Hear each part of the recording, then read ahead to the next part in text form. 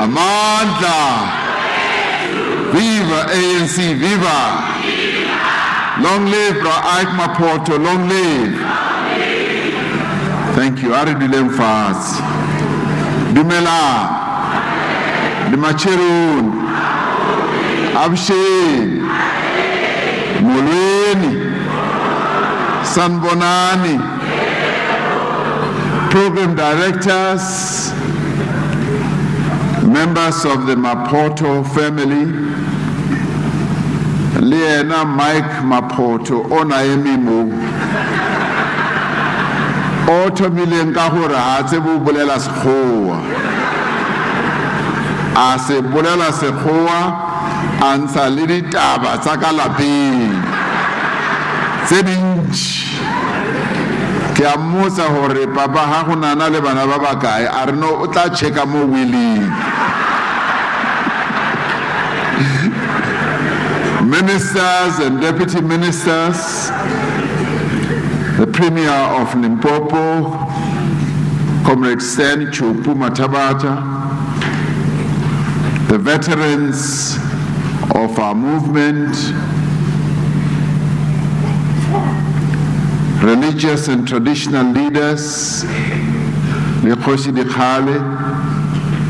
MECs and mayors and councillors, and members of the national and provincial legislatures, and the leadership of the African National Congress, SACP, COSATU, and SANCO, and indeed the leaders of other political parties who are here with us, as well as Comrade Isaac Maphoto's friends and colleagues who have come from other countries.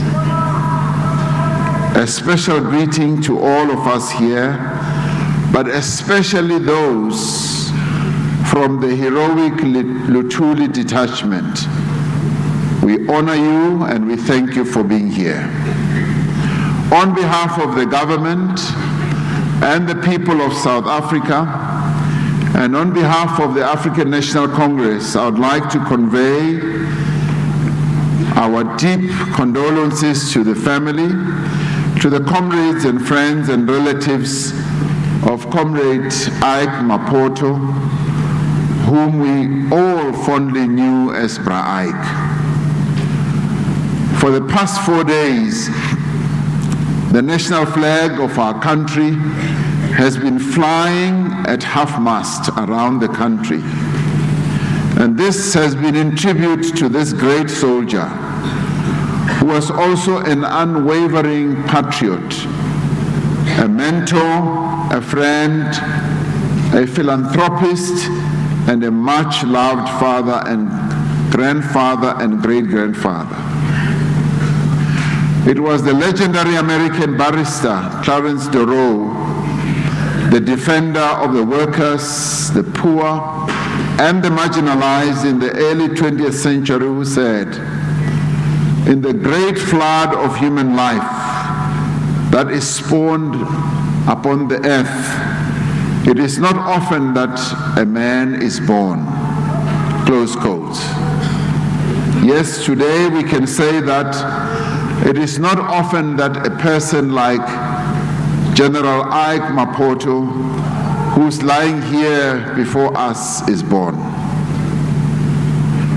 Fellow mourners, we are here today to pay tribute to such a man of distinction, of resolve, of immense courage, and of selflessness, a man who devoted his life to the liberation of our people. a man who, at great cost to his own family, was able to put his people first.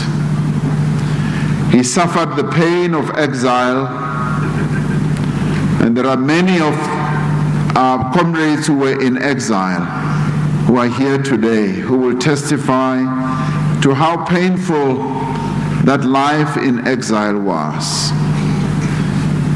He survived incarceration in a foreign land. He forsook the comforts of ordinary life to pick up a backpack and a rifle in the course of the liberation struggle. He cheated death on a number of occasions, and as we heard his son was saying, that man has died again. He survived. He fought and endured hardship that would have crushed the spirit and the resolve of any human being. But he was no ordinary man. Bra Ike was made of sterner stuff. He was from the Legion of Umgwenya, the detachment of LUTHULI, and the standard bearers of the politically conscious and revolutionary army of Umkhonto weSizwe. Bra Ike and the veterans we have from the detachment here with us today answered history's call. They took up arms in the cause of freedom at a time when the liberation forces were in the firing line of the racist Pretoria regime at a time like no other. They were prepared to charge into battle for what they believed was a glorious cause.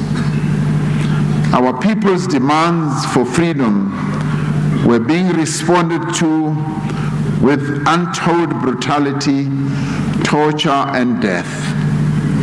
The movement's leaders were forced into exile. The regime's police were wreaking havoc in our villages and in our townships and cities. The apartheid defense force was actively destabilizing the neighboring states in pursuit of our guerrillas and fighters and to smash the MK networks. The men and women who joined Umkhonto weSizwe at such a time were amongst the bravest of the brave.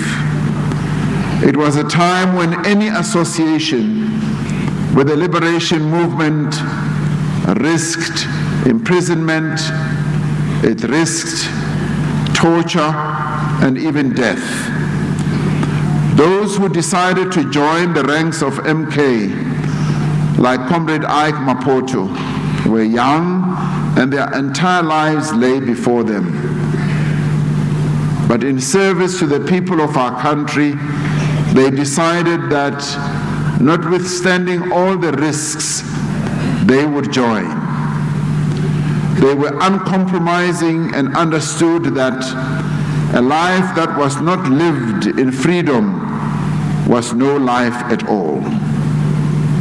Bra Ike and his comrades understood that freedom does not come without a price. He knew that freedom cannot be bestowed. It had to be fought for. We may sometimes take the freedom that we enjoy today for granted, but it has been earned through the ultimate sacrifice paid by so many of the members of our armed forces. In the words of President O.R. Tambo at the 25th anniversary of MK in 1986, he said, open quotes, "Once we took that road, there would be no going back. A road that was going to necessitate total dedication, self-sacrifice, and a determination that knew no surrender. A road along which commitment not to submit but to fight would have to be transformed into the uncompromising warrior pledge, victory or death, close quotes. Bra Ike was a soldier of the revolution.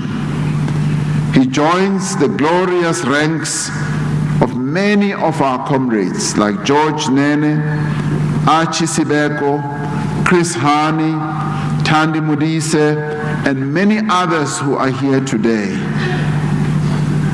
whose actions lit the path for our freedom. The story of his life offers many lessons to us today. Lessons in courage, lessons on the virtue of discipline, and on the limitless capacity for endurance of the human being.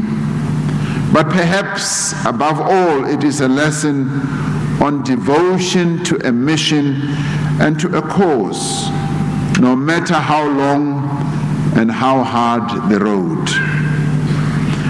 It was our President O.R. Tambo who also said, open quotes, that indelible page in the history of our struggle is written in the annals of the LUTHULI detachment, close quotes. These brave men were the vanguard of MK. They fought with gallantry and intensity, taking on the might of the combined forces of the apartheid army and the Ian Smith regime in the then Rhodesia. The LUTHULI detachment was formed to infiltrate South Africa and to open routes for our fighters in joining with their brothers in arms from Frelimo in Mozambique and the ZIPRA forces, that is the Zimbabwe People's Revolutionary Army. Their lives were in constant danger from the racist armies of the countries through which they crossed. Bra Ike took part in the many campaigns of the LUTHULI detachment. He was among those who were sent by MK for military training, which he completed, as we had, in Beirut in Lebanon and the then Soviet Union. When he completed his training, he was sent to an ANC military base in Kongwa in Tanzania, as we had. Life in the camp was extremely difficult, and the conditions were grueling, especially for young men like Bra Ike, who were rearing to go to fight in the front line. It is here that we learn of some of the virtues that epitomized Bra Ike: respect for the leadership of the movement and for his fellow soldiers, discipline, and understanding that their mission was difficult and that it would take time, and forbearance, the willingness to undergo hardship in pursuit of a bigger goal. These codes of honor spurred the men and women of Bra Ike's generation and continued to guide them even once we had attained our freedom. They knew too well that the pursuit of a just struggle, such as ours, would not end with the dawn of democracy.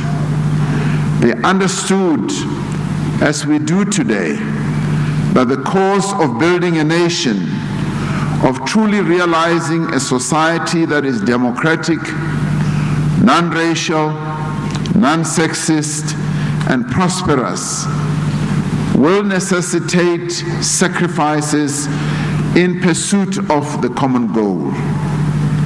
Their lives were lived appreciating that to reach our ultimate goal requires courage, fortitude, and above all, revolutionary morality and discipline. There is no greater symbol of unity in pursuit of a common goal than a band of soldiers working, living, fighting, falling, and even dying together. This is the unity we should strive towards building the South Africa of our dreams.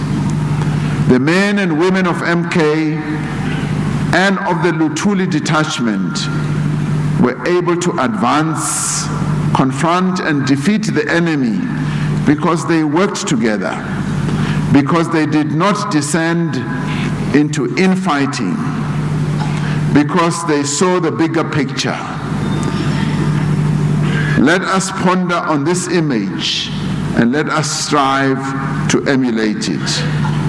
This is what Bra Ike also stood for, as we heard from his son Mike today. The LUTHULI detachment distinguished itself in the famous Wanki and Sipolilo campaigns, also known, as we heard, as the Western Front and the Eastern Front campaigns.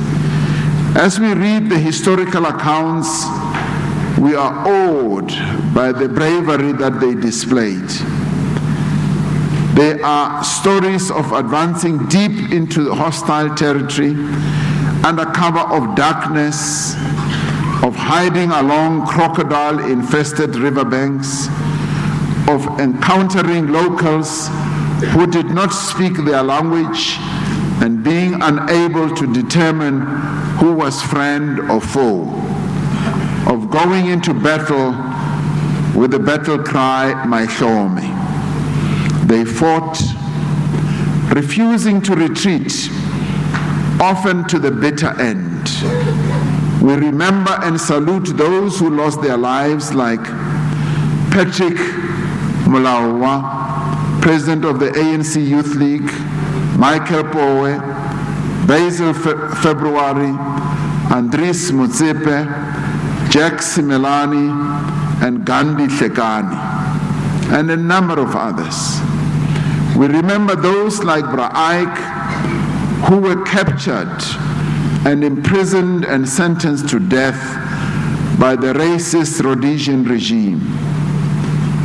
Prison did not break them, and their courage continued to know no bounds.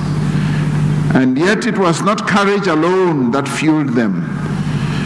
They were men and women of revolutionary morality who were committed to the values of our liberation movement. With courage and character, General Ike put his life on the line, to defend and to win our freedom, and was prepared to pay the ultimate sacrifice. When we think about the sacrifices people like Bra Ike have made and listen to their lives in exile, their lives of suffering, we should not cast a shadow on what they have done for our freedom. They have shown us that they are more than good enough. We should not cast a shadow on their lives and their sacrifices by doing things that put our movement's name into shame. Though he is no longer with us, the ideas for which Bra Ike stood will not die. To Bra Ike, attaining freedom was a living fire of unquestioned belief and purpose. We are confident that he has left behind men and women who are determined to continue the fight for a non-racial, democratic, and prosperous South Africa. To carry on this legacy, we must sharpen our revolutionary conviction to contribute to the ongoing transformation of our country. And that we should do without any motive of material advantage or personal gain, as Bra Ike continued to say. Bra Ike abhorred corruption and the abuse of the movement to enrich oneself. I'm certain that Ike would have been in the forefront of those against the beneficiaries and the defenders of state capture. In his honor, we must double our efforts by intensifying the fight against corruption and hold accountable all those who facilitated the capture of the state. Until his last days, Ike identified and represented a fighting force for justice. As most of us know, he would not be separated from his signature MK regalia. In recognition of his gallant and brave contributions to the struggle for liberation and the creation of a non-racial and non-sexist South Africa, the democratic government, as we heard, awarded him the Order of LUTHULI. He belonged to a special generation of African revolutionaries like Moses Kotane. Very early on, saw no contradiction between the ANC and the SACP, and therefore between the National Democratic Revolution and the Socialist Revolution. In his memory, let us work to strengthen the structures of our movement, especially our alliance. Ike loved his organization, the ANC, and perhaps a weakness was that he possibly loved it much more than he loved his own family. But he always saw his ANC as his real family. He always wanted to see the level of political consciousness rising amongst its members, and for that reason, he was overjoyed when we launched the O.R. Tambo School of Leadership earlier this year. Inspired by his understanding of the Alliance and the Congress movement as a whole, let us also intensify our political education program to produce members with an appreciation of the changing dynamics and the balance of forces in our country and the world. We must emulate his example of humility and voluntarism. Let us emulate his commitment to and love of education, as we heard, and encourage our children to take advantage of all the educational opportunities at their disposal and study particularly subjects that respond to the rapidly changing world of work. In bidding farewell to a giant of our liberation struggle, I call on all our people, especially our young people, to pick up the spear that has fallen. Theirs was a battle against the forces of racism. Let us strive and fight with equal measure to overcome the ills of our society today, the ills of poverty and injustice, of violence against women and children, against disease and against racism and inequality. In closing, I draw on the words of Homer's Iliad. A generation of men is like a generation of leaves. The wind scatters some upon the ground, while others the burgeoning wood brings forth, and the season of spring comes on. So of men, one generation springs forth, and another ceases. We are the inheritors of the legacy of Ike, and we assume the responsibility of ensuring that his sacrifices and the sacrifices of many others should never have been in vain.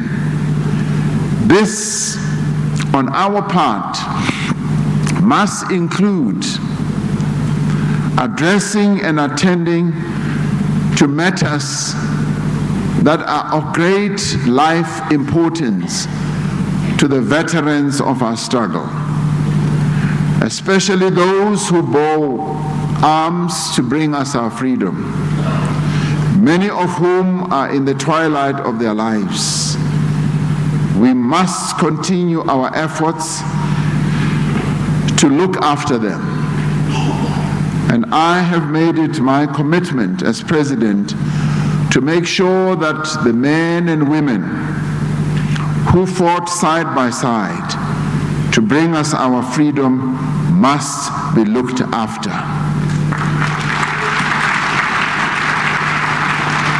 That we must provide housing for them. Many of them do not even have housing. Many of them are not involved in any economic activity. They are unemployed. Many of them are not even fully receiving the pensions and other benefits, health care and otherwise, that should accrue to them. We must ensure that those who fought for our liberation are spared the indignity and the hardship of life, because they were prepared to give up everything, including their own lives, to bring us freedom. To the family I say, we share in your sorrow and we join you in celebrating a life well lived in the service of others.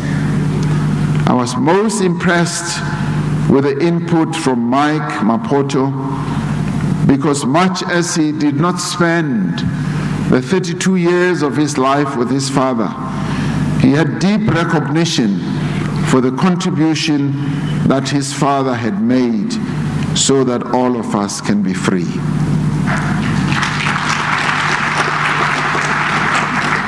Bra Ike has run his race. He has fought the good fight. He represents the character of many men and women who have a long history of patriotism, bravery, and honor. To Bra Ike, I'd like to say we thank you. We thank you in the spirit and the commitment with which you executed your tasks. You put your life on the line for us to be free. We thank you for dedicating your life so that we can all be free. Our gratitude is the greatest and most fitting tribute that we can give you. You were one of a few amongst us who was prepared as set out in John 15:13. Greater love hath no man than this, that a man may lay down his life for his friends. You were prepared to sacrifice your own life. You sacrifice much more, and we honor you, Bra Ike. And so we say farewell, son of the soil, Robalaka Khotso Mukoni, Wanchi Adikol. I thank you.